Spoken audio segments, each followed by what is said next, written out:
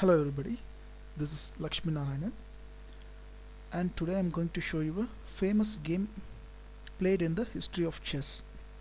It's a game played between Lasker and George Thomas. Here white played d4. This is called the queen pawn opening.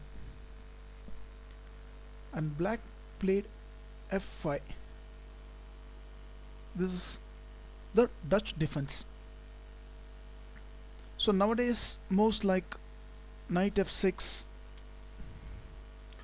or d5 is more popular. So f5 is very rarely played.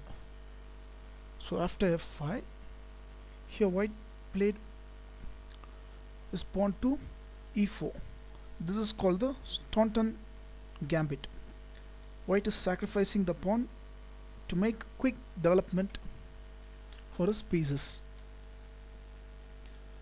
So after f takes e4, white played knight c3, attacking the pawn on e4.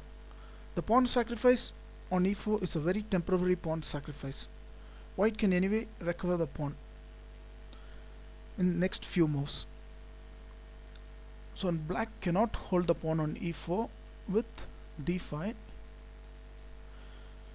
because white can play queen h5 check and attacking the pawn on d5. So after g6, white can win the pawn on d5. So and this pawn is really a weak pawn. If black takes queen into d5, the knight into d5 is winning for white because white is attacking the c7 pawn and knight a6 is impossible because of bishop takes a6 and white continues his attack on c7. So black must play king d8, defending the pawn on c7. Now white can increase the attack on c7 by playing bishop f4, attacking the c7 pawn. Now white wins material. So let's go back.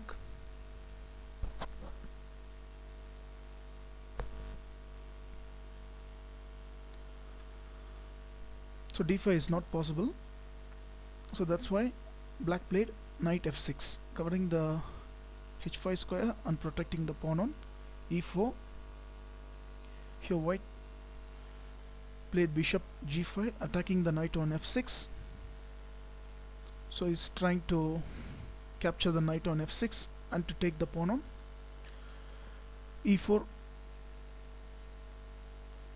Here again black cannot play d5, protecting the pawn. Now white can capture the knight on f6.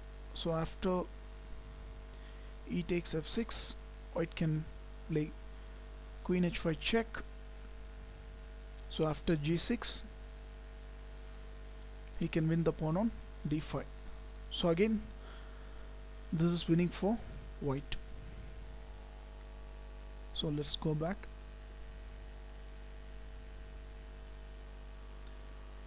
So black played e6 in this position, trying to bring his bishop to play and to castle quickly as possible. So white played knight takes e4, taking advantage of the pinned knight. So knight takes e4 is not possible because the queen is hanging. So black plays bishop e7, breaking the pin and attacking the knight on e4. So white took the knight on f6 with his bishop. So after bishop takes f6, here white played knight f3, bringing the knight towards the center. So here black played b6. So black is going to play bishop b7 and attack the knight on e4. Now white played bishop d3, protecting the knight on e4. Now in the game, black played bishop b7. Now white played knight e5. So now white is threatening. Queen h5 checks. So black castles. Now white played queen h5. Now white has a threat after queen h5. So I'll show you what he's threatening. He's threatening to take the bishop on f6 with his knight and to attack the h7. So black cannot play any normal moves like knight c6. I'll show you why. Because if he plays moves like knight c6, black is going to be mated. After knight takes f6 check,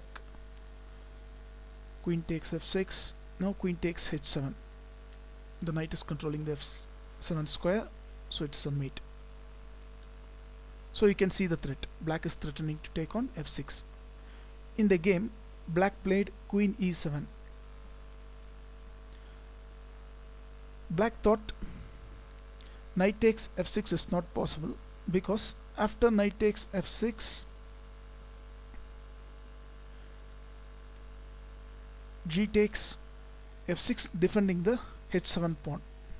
So black is correct, because knight takes f6 is really not possible, but white can make checkmate here. White is having a amazing queen sacrifice to finish the game. So the correct move was here, the correct move was g6. g6 is correct. So queen e7 is a mistake.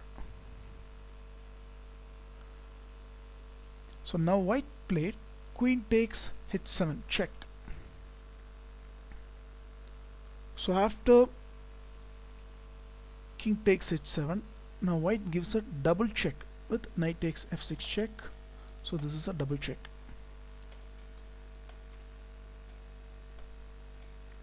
So here black has two options.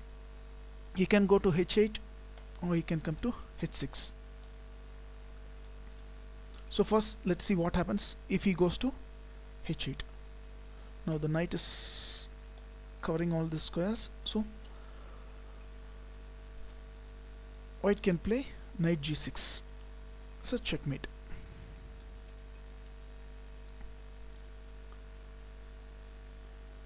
So king h8 is not possible. After queen takes h7, king takes h7, knight takes f6 check, king is forced to come to h6. In the game, white played knight eg4 check. So this squares are controlled by white's pieces. So black has got only one option to come to g5. Now white played h4. Now you can see all the squares are controlled by white, and king takes f6 is not possible because the knight is protecting the knight on f6, and even king takes g4 is not possible because the knight is defending the knight on g4. Now he can't even take the pawn on h4 because the rook is protecting. So king must come to f4. Now white played g3. Now you can see white is covering a lot of squares, so the king is forced to come to f3. So after king f3, white played bishop e2, taking this f3 square and forcing the king to come to g2. So now the king is attacking the rook. Here white played rook h2 check. King cannot capture the rook because the knight is protecting the rook. so the king is forced to come to g1 square. Here white played king d2, so there's a check and it's checkmate. Okay, so white made a combination. He brought black's king from h8 to g1 and won the game in a very brilliant way. So let's go back to the position.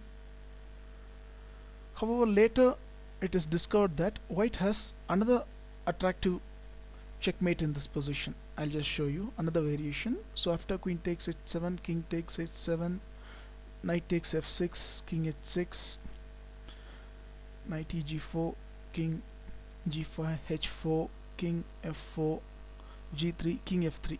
So in the game white played bishop e2 check and mated the black king, but white can also play castling. Now white is threatening knight h2, so it's mated anyway.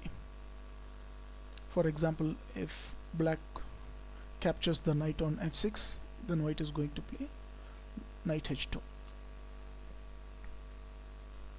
I hope you enjoyed watching this video. So thanks for watching this. Have a nice day. Bye.